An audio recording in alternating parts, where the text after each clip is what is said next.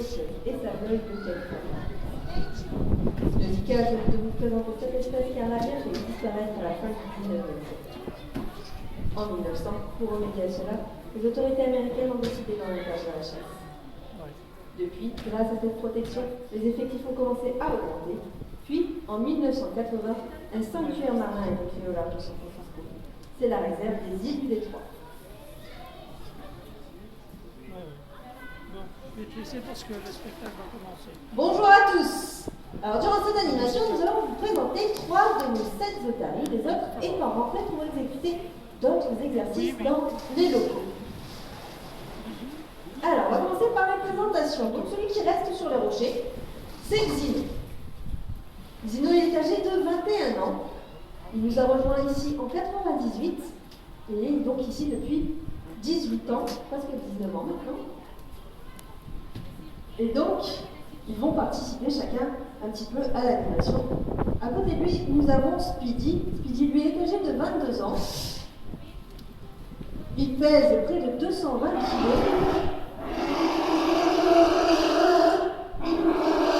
Et comme le laisse pressentir sa voix, c'est l'un des dominants de ce bassin. Et son cri, il faut savoir qu'il est destiné à faire comprendre qu'il y a un danger pour le groupe. Donc, ici, on lui demande de crier. Et en milieu naturel, ce cri, il faut savoir qu'il est destiné seulement à faire savoir à ses congénères qu'il faut s'enfuir, qu'il y a un danger, puisque c'est son rôle de chef. Et enfin, au bout du rocher, nous avons Fridolin. Fridolin, lui, c'est le dominé de ce bassin. Vous voyez, ça ne l'empêche pas d'être très à l'aise sur les rochers,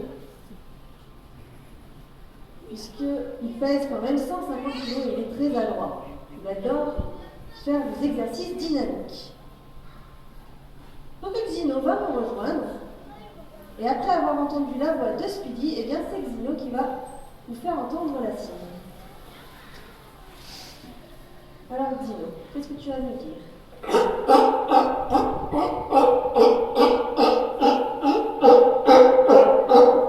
Très bien Xino.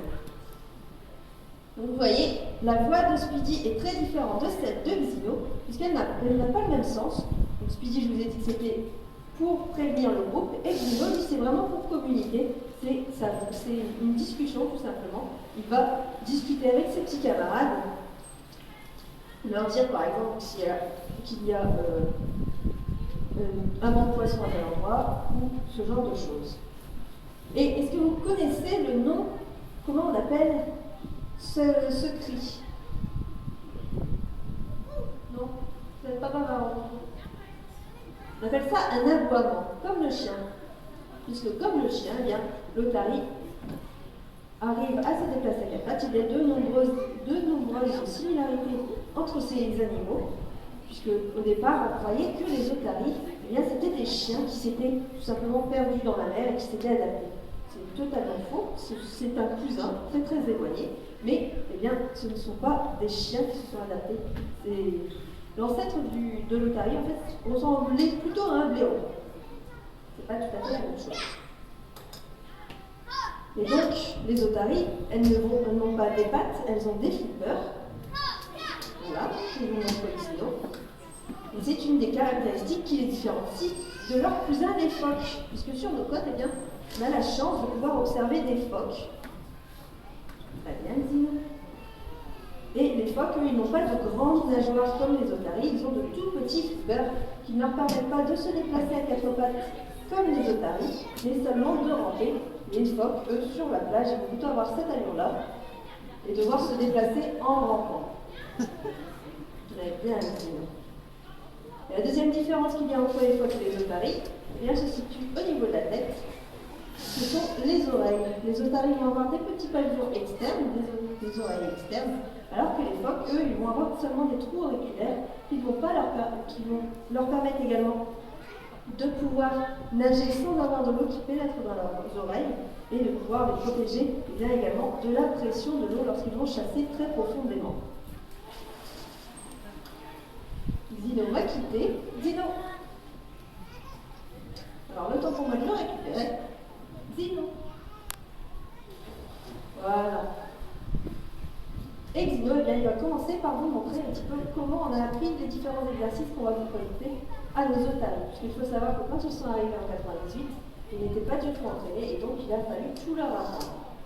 Donc pour ce faire, elle s'est munie d'un target, qui est cette boule de couleur que je tiens dans la main. Donc le target, il va nous servir tout simplement à dessiner les comportements, puisque depuis leur plus jeune âge, ils ont appris à suivre cette cible, puisque quand ils venaient se positionner dessus, eh bien, ils avaient une récompense. Et la meilleure des récompenses pour les otaries, c'est le poisson. Il faut savoir que les otaries ont une ration alimentaire tous différente. Par exemple, Fridolin, lui, va manger 6 à 7 kg de poisson par jour, alors que Speedy, lui, il est capable de manger jusqu'à 10 kg de poisson en hiver pour pouvoir refaire ses réserves de graisse et pouvoir survivre aux rues d'hiver dans le quotidien aussi. Alors, il n'y a pas que le poisson comme récompense pour les otaries, il y a également pour certains les caresses, les jouets ou encore les applaudissements. Donc, lorsqu'ils vont réaliser correctement leurs exercices, je vous demanderai de les applaudir, puisque pour eux, c'est une forme de récompense. Alors, on va demander petit à petit différents exercices. Et donc, je vous ai montré le target, donc cette cible de couleur que j'ai dans la main, et on en a une autre, beaucoup plus longue, qui nous a permis d'apprendre à nos otaries à sauter. Il faut savoir que dans le milieu naturel, ils sont capables de sauter très très haut, à différentes hauteurs, pour pouvoir se hisser sur les rochers californiens, pouvoir aller profiter un petit peu du soleil en hauteur, sans être en danger par rapport à leurs prédateurs qui se trouvent dans l'eau. On va commencer par demander à Fridolin de venir toucher la perche. Je vais mettre la perche en hauteur, et Fridolin va venir toucher cette perche. Je compte sur vous pour l'applaudir bien fort s'il réussit à toucher la cible. Très bien! Oh là là!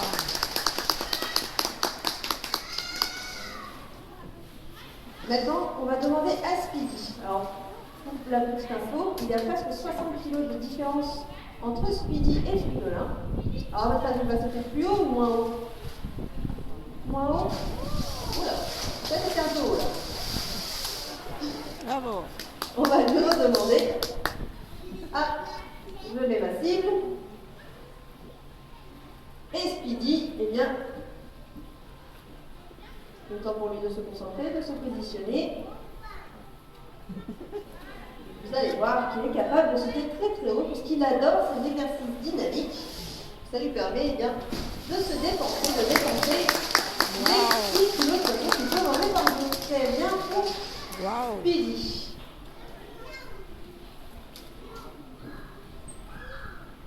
Alors, Fridolin va pour rejoindre. Avec lui, on va réaliser un autre type de saut qu'il réalise en milieu naturel. C'est ce qu'on appelle une révérence. Et donc, la révérence, elle est réalisée tout simplement pour fuir leur prédateur. Alors, est-ce que Fridolin peut me rejoindre? Fridolin. Alors, Fridolin, vous allez voir. D'accord. Bravo! Fridolin vient de faire un saut devant moi, sans perche. Donc, c'est pas ce qu'on lui a demandé. On lui a juste demandé de venir nous rejoindre. Donc, on va redemander l'exercice pour pouvoir bien le récompenser. Puisqu'il est un petit peu distrait par ses camarades. Fridolin.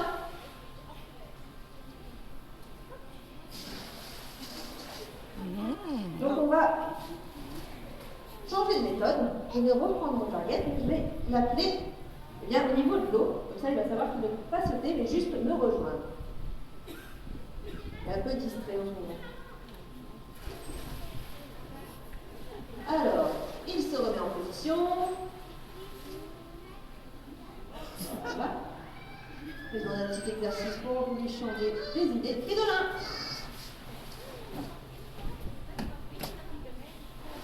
Ok, voilà qui est très bien pour Fridolin. Bravo! Alors, donc vous avez parlé d'une révérence. Donc la révérence, vous allez voir que Fridolin, eh bien, je vais lui demander de faire des sauts à la surface de l'eau.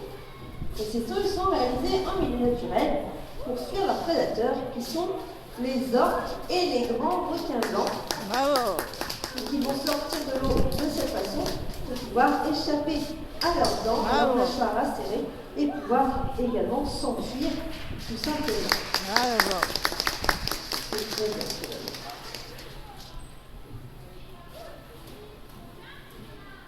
Donc voilà pour les exercices dynamiques. Il faut savoir qu'on réalise de nombreux exercices pour les faire se dépenser. Et on réalise également des exercices pour les faire réfléchir et également pour veiller à leur santé. Et Speedy va nous rejoindre. On va vous faire une petite démonstration des exercices médicaux qu'on réalise avec eux au quotidien pour pouvoir veiller à leur santé, pour voir s'ils n'ont pas de problème. Puisque notre vétérinaire, lorsqu'elle vient, une fois par mois, eh bien, il faut qu'elle puisse avoir accès à la totalité du corps de nos otaries. Donc on peut leur demander de se coucher sur le sol, de se tourner sur le côté.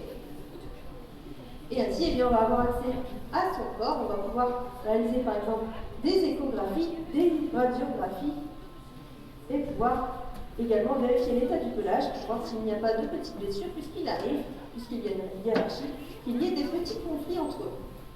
On peut également demander à Speedy par exemple de se hisser sur les rochers et de cette façon, eh bien, je vais pouvoir contrôler son cœur et ses poumons. Voilà, tu me donnes ton critère. Voilà.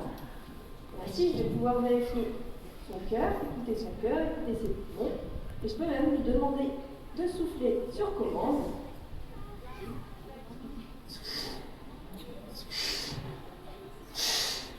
Très bien.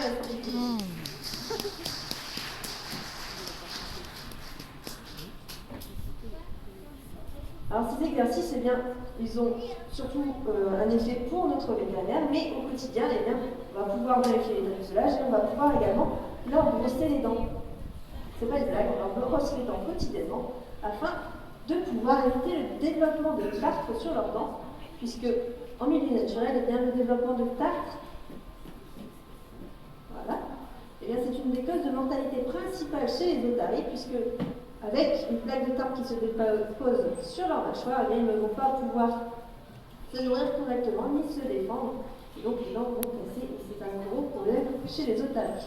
Donc ici on a choisi de leur brosser les dents quotidiennement. On leur a appris à ouvrir la bouche sur commande et ainsi eh bien, on peut leur brosser les dents très facilement. Donc ces exercices normalement on les réalise plutôt à l'intérieur de nos locaux pour pouvoir les séparer les uns des autres et qu'ils soient vraiment concentrés avec leur soigneur, pouvoir tirer le meilleur d'eux-mêmes. Et donc, pour la petite histoire, on leur brosse les dents avec du dentifrice à la fraise, puisqu'ils ne supportent pas le dentifrice avec le rotule par exemple. Max ? Très bien expliqué.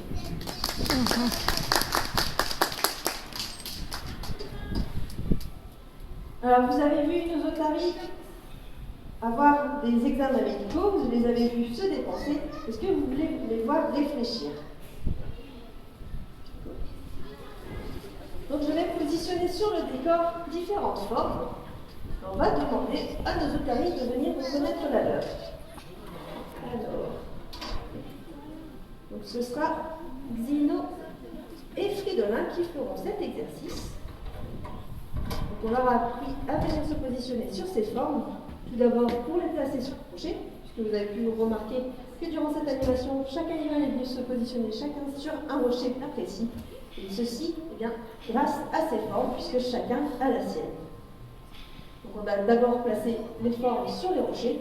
Ensuite, lorsque l'animal avait compris que c'était sa place, eh bien, on avait retiré la forme et on a pu ainsi la déplacer un petit peu n'importe où sur le décor et vous présenter cet exercice.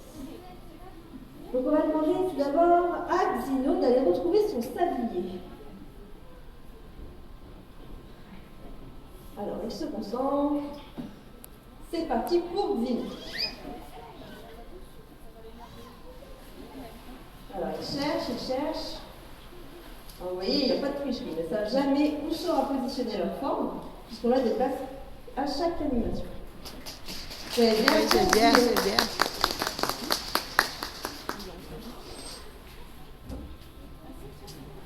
Donc, je vais déplacer la forme de Xino et on va pouvoir demander simultanément à nos deux otaries de venir retrouver leur forme. Donc, voilà. Pour indication, la forme de Fridolin, ce sera le carré. On va mettre celle de Xino ici, voilà. Et on va pouvoir envoyer les deux animaux retrouver leur forme en même temps. C'est parti pour Fridolin.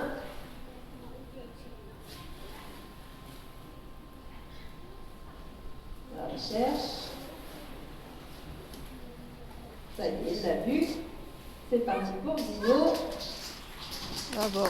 Voilà. Bravo. Maintenant, on passe sur nos jeux de Paris. Donc, pour aller plus loin dans ces jeux de stimulation mentale, eh bien, on a décidé de leur apprendre à reconnaître des lettres de l'alphabet. Et aujourd'hui, eh bien, on va travailler avec la lettre W et Speedy. Alors, on a des lettres que je vais déposer le long du décor. Hop. Et donc, on va demander à Speedy d'aller retrouver la lettre W. On va lui donner 2 essais. Ensuite, on pourra replacer. Donc, on déplacera la lettre une fois pour qu'il puisse retrouver la lettre W.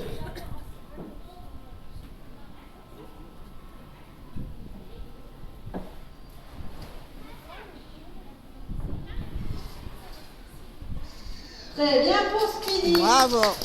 Voilà. Je vais déplacer la lettre. Hop. On va la mettre ici. Dernier essai pour Speedy. Et c'est parti.